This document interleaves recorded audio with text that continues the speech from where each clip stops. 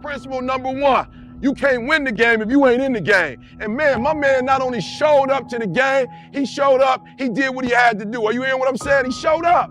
That's principle number one. You know, I'm going to take, the core values. I'm going to take what's important to Coach Franklin. We've had, a meeting and talked about a few things, but also, man, I'm going to take my life message, right? What happened to me personally and how I responded to it. When you're in a negative state, you don't perform at a higher level. When you're in a negative state, it affects your biochemistry, it affects your immune system. You're in a negative state, it affects the people around you. When you're in a great state, perform better, enjoy life more, greater impact, all the above. So it's intelligent to be at a peak state. He asked me a question about he wants to be really good at tennis. But what happens is after I play tennis for a while, I want to go play video games. You obviously don't want it bad enough. I became obsessed with being the baddest that God ever created. Am I that? I don't care. I believe it. And I was trying to tell him, once you become obsessed with something, it's okay to be unbalanced for a while. To be the best in the world at what you do, the best at what you do, you have to be unbalanced to find every bit of energy and strength that you have to pull it off. Then you get balanced once you become great. Why are you so daggone crazy? Because I'm trying to be the best I can to give you the best that I am. You gotta show up. Listen to what I'm saying. E.T. told you, before when I was younger, what did I do? I took flight. Every time it got hard. Every time it got difficult, I left. The phone would ring. I got a spirit of anxiety.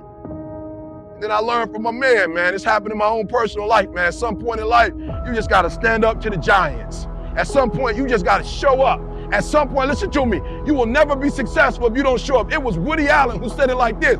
He said that 75%, that's right, 75% of life success just means showing up. That's 75% of success is you just show up. You just say, I'm accounted for, I'm present, I'm here, and I ain't going nowhere. No matter how hard it is, no matter how difficult it is, no matter how challenging it is.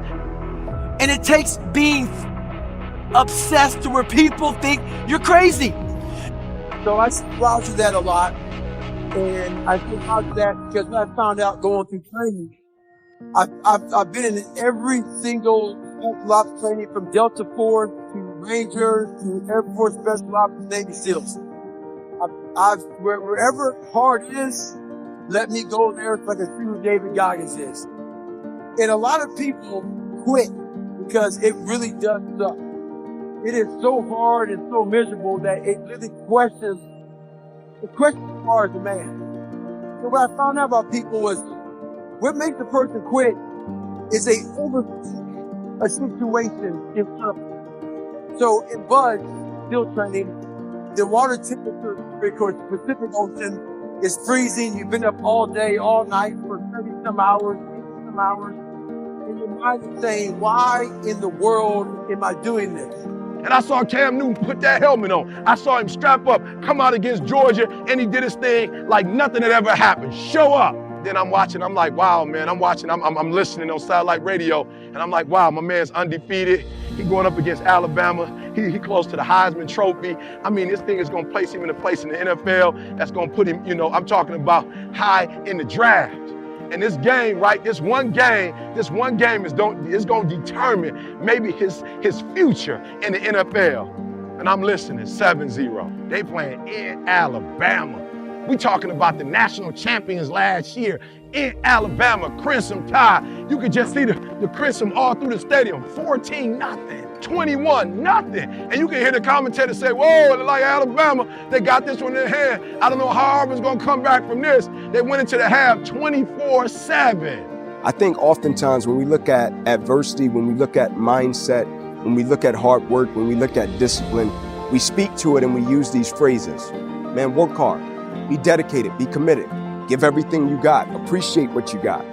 And oftentimes people don't understand why it's important, right? But when you look at a person like me and you see what happened to me, visibly you can see it, right? You can see my response to it. It's noted, you can see it. And oftentimes what I'm trying to share with guys is what helped me through the process of opposition, adversity, and challenges. And the reason I'm standing before you today, it wasn't my talent and skill set as a football player. It was my approach. It was my lifestyle. It was the way I lived. It was how I viewed things, how I approached things every single day. Number two, man, my number two principle, and you better get it, man, you better get it. They came back out, right?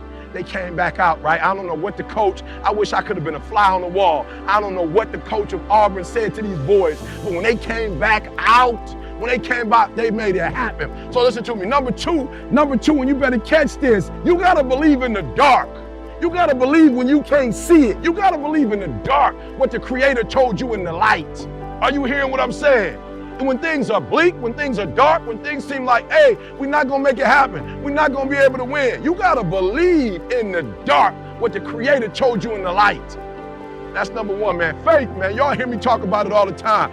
You hear me talk about faith is the substance of things hoped for, the evidence of things not seen. You can't see it, you can't touch it, you don't know that it's real, so it's real in your mind, but in your mind, you feel it. With your imagination, you know it can happen. Impossible is nothing. But you know, you only can manage what you measure, like a business.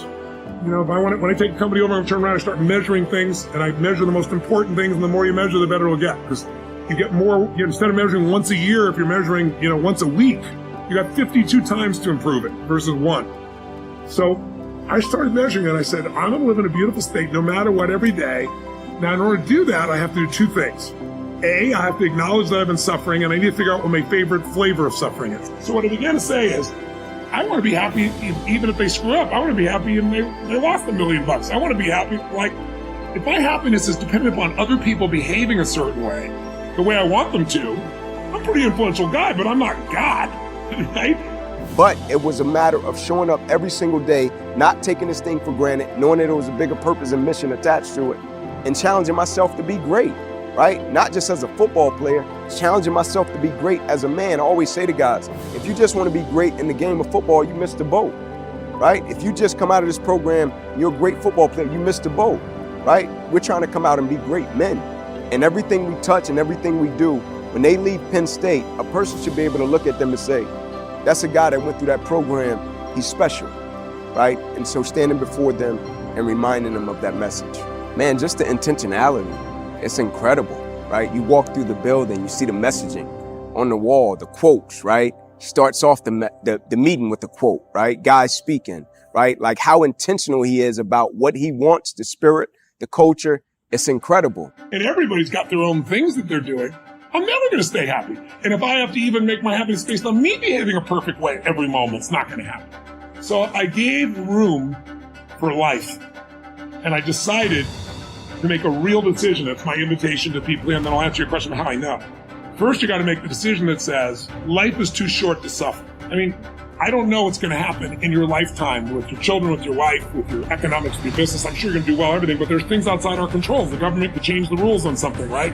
The rules have changed before around direct marketing and on the web and so forth. Somebody in your family could get very ill. Someone can die in our families, right? No one's talked about it, but it can happen. If your happiness is only going to be when everything matches how you think it should be, you're not going to be there. And my view is that there's power in happiness. We downplay it in this culture. When a person is happy, they attract other people. When a person is happy, they live longer. That's a fact. When people are happier, they earn more.